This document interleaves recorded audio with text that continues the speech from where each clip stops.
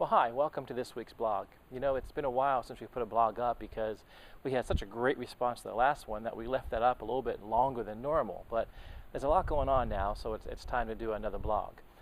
As of right now, as we're doing this, our government is shut down. You know, as you look at the headlines, things that were bothering us a few weeks ago really aren't in the headlines anymore. But I want to kind of put a warning out there that we still need to be aware of what's happening in the world, especially in the Middle East and Syria. Our headlines right now are talking about our president with United Nations and the General Assembly meeting. You know, he has struck a friendship with Iran and has decided that they no longer want to use nuclear weapons for evil purposes, but only for good. Well, Israel has something to say about that, and their prime minister came out and said, don't listen to that and don't be fooled by that. You know, what's going on in Syria? We were going to bomb Syria a few weeks ago, and now all of a sudden that seems to be off the table and not being talked about anymore. However, Scripture is still Scripture.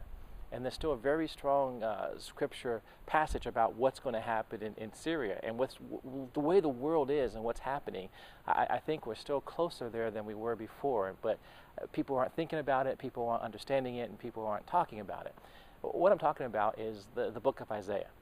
You know, Isaiah, what we need to do is understand Scripture in context. Now, Isaiah from chapter 11 to chapter 24, in context, the prophet is talking about end times, which means still a time yet in the future. It hasn't happened yet.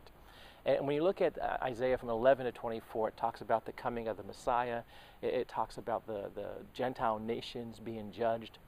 And it talks about the millennium period. All things are yet to happen. In Isaiah chapter 13, from 13 to 24, it specifically deals with just Gentile nations. Isaiah chapter 11 talks about the millennium. You can kind of read what it's going to be like in the millennium period with the animal kingdom and such. And then from 13 to 24 is about Gentile nations. Well, obviously in the middle of that, in chapter 17, is Syria, and specifically Damascus. And Isaiah chapter 17 verse 1 says that Damascus will no longer be a city. And in fact, it's going to be a heap of ruins, is what the prophet says. Now, some people will look at this and say, well, that prophecy has already been fulfilled.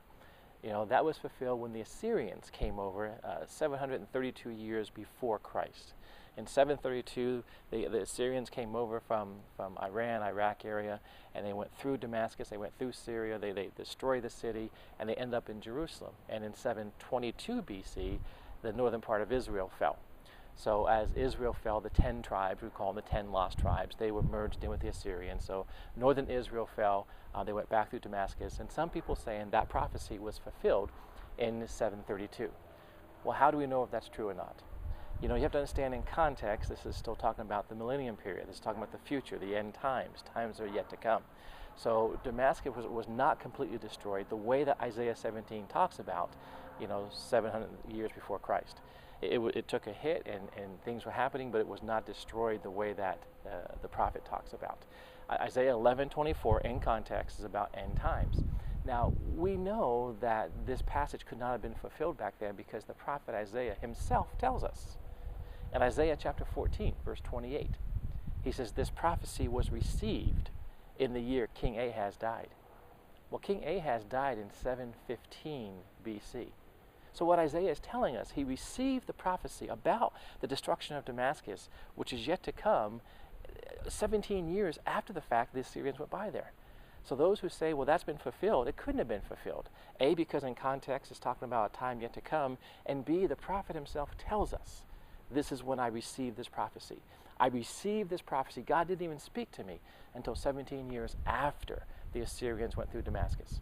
So with that understanding, Damascus is still yet to be destroyed and yet to fall, and there is still chaos yet to happen there. And with the headlines going on now about the United Nations and the president and the government and shutting down and what's going to happen and the Republicans and Democrats, that's all fine. What I'm concerned about is we forget about the Middle East and what's happening in Syria. Scripture still, you rely on Scripture more than you do headlines.